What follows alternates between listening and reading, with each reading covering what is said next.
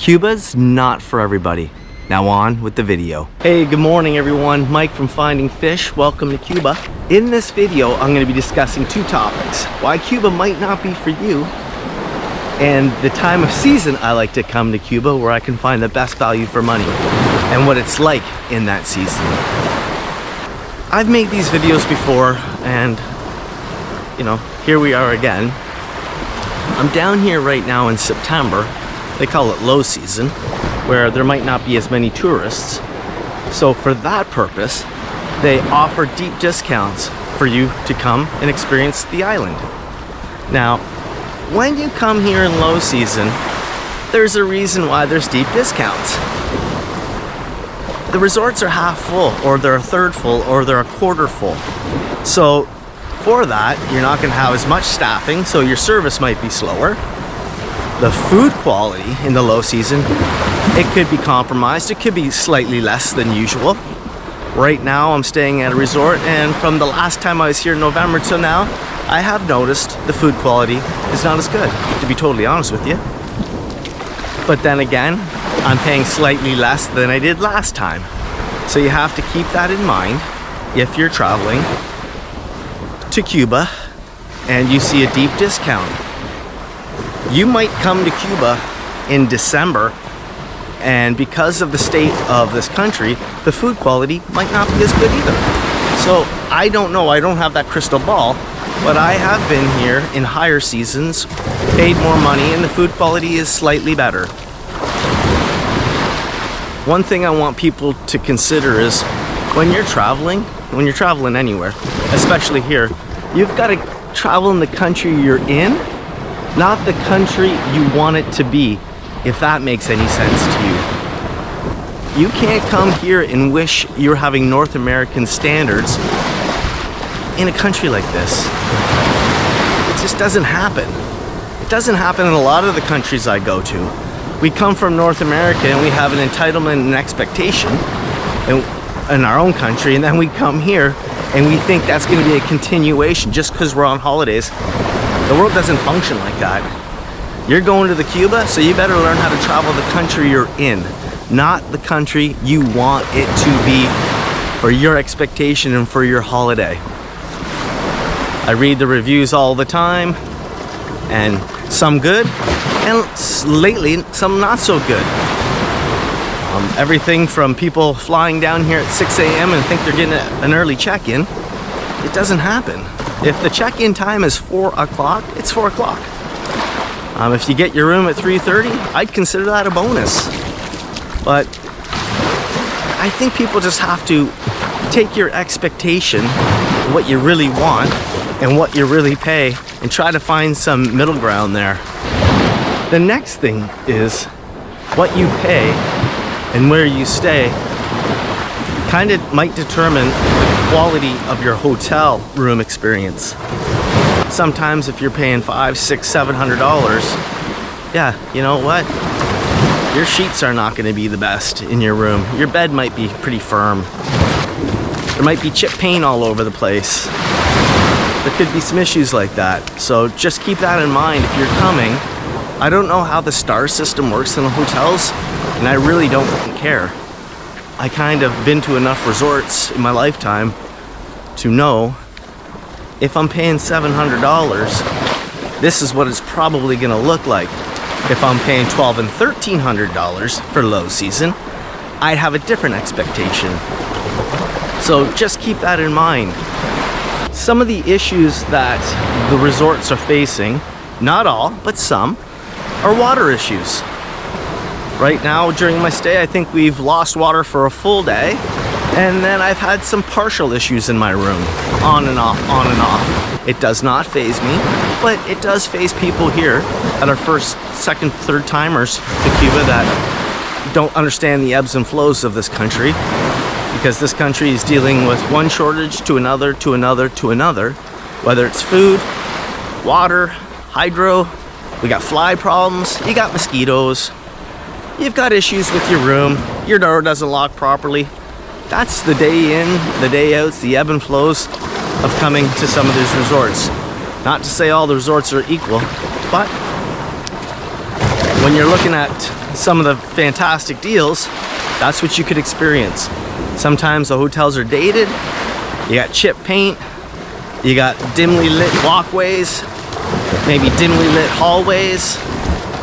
Those are just some of the things that you might experience when you come here. Just to be clear, I'm not trying to scare people off. I'm just trying to give you a realistic expectation of what you might be getting into. Now, trust me, if you're staying at a hotel in low season and it's $1,200, $1,300, $1,400, and other resorts are $700, there's got to be a reason. There's got to be a reason for that, so you might want to look into that. The next thing is, when I come here, what are some of my favorite times to come? It's going to be different than most others. I know a lot of people like to come here when the snow's flying in January, February, March. I've been to Cuba and down south during all the months. Now I am here in September. I was just here in August. I've been here twice in September, August, July. I was here in April this year. This is my 5th trip.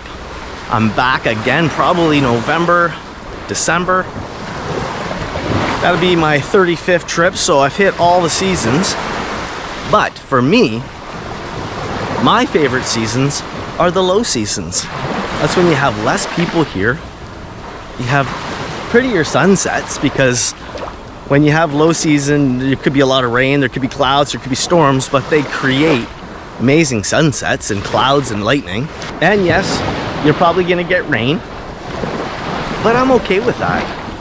And if you're coming in September and October, November, you should expect it. Like, you should expect that you are gonna come when it's rainy season, because that is rainy season.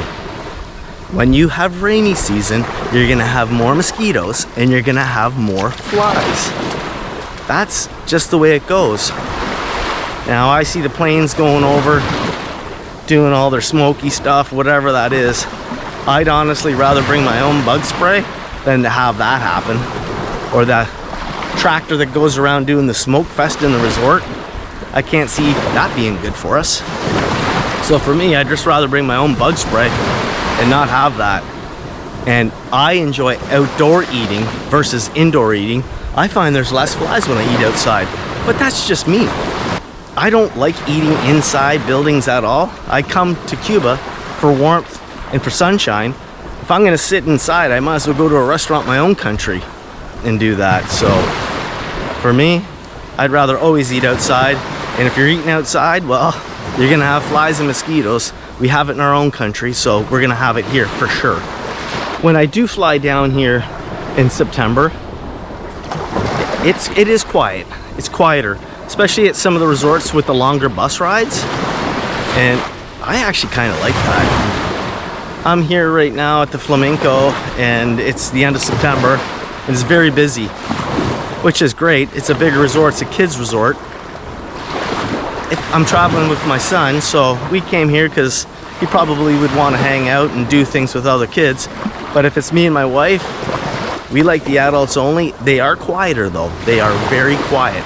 So if you're going to pick a resort in September, October, and you're going to go for the cheapest deal, sometimes there might not be anyone there. I was in Santa Maria last week, and one of the resorts had 10 people there. If you like reading books and playing solitaire by yourself, that's what you might be doing. But sometimes the food quality at those resorts is going to be really bad because there's no one there to feed, and they don't know how to look after that. So, you know, just because you're getting a cheap deal doesn't mean it's going to be awesome. Like, you have to really figure that out, and you have to expect that when you come down here. And I think what happens is, I see it happen all the time, people getting frustrated down here because they're thinking it's one thing and it's not. You know, I hear it all the time. Well, I was just in Dominican. This isn't Dominican, folks. This isn't Mexico. I don't know how many times I have to tell you. It's Cuba. Like, get over that already. Get used to it. If you're coming down here and you think you're gonna press enter, well, I'm warning you. If you are the type of person that's picky, if you are the type of person that needs to have things a certain way and consistency, you're not getting it here. If you're coming from Canada and you have a certain expectation of Eggs Benedict and everything you want for breakfast, you might get it at some resorts, but you're gonna have to pay a bit more. But I haven't seen it. I've been to this resort last year and I had Eggs Benedict and everything, and it's not happening today. So my favorite places to go in the seasons, if I'm coming and I need a quick trip and I'm coming in June, I'm going to Cayo Coco. If I have a bit more time on my hands and I'm willing to do more things, I'll probably go to Veradero. If I have a lot of time on my hands and I'm up for a bus ride, I'm going to be going to Santa Maria. They do have some beautiful beaches, but that's a long bus ride and you have to be up for it. If I'm looking for cheap, cheerful, and quick and easy, I'm going to Cayo Largo. The airport's tiny, resorts are very close, but if you're going there in the summer, it's going to be scorching hot. Where Cayo Coco is going to be slightly cooler, and same with Santa Maria. And there's different resorts you want to stay at. Memories Carib's amazing, but they don't get the breeze in the summer, so it could be really hot there. Like, you know, Memories Flamenco's beach, there's typically a breeze. If it's a windy day, they're catching the breeze. I'll go to Holguin later on in the fall, you know, October, November, December. It'll be warmer there. It's a little bit farther south, to be honest with you. This video is not to tell people to stay home, not telling you to come. I'm just kind of telling you my thoughts of what I see over my 30-odd trips coming to Cuba and seeing people really enjoying themselves, having a great time. And some people get disappointed. So I'm just trying to help those people that might get easily disappointed with things, not to waste your money and come here. Give you some pointers if it's for you or if it's not for you. Anyway, if you like my video, like, subscribe, and I'll see you in the next one.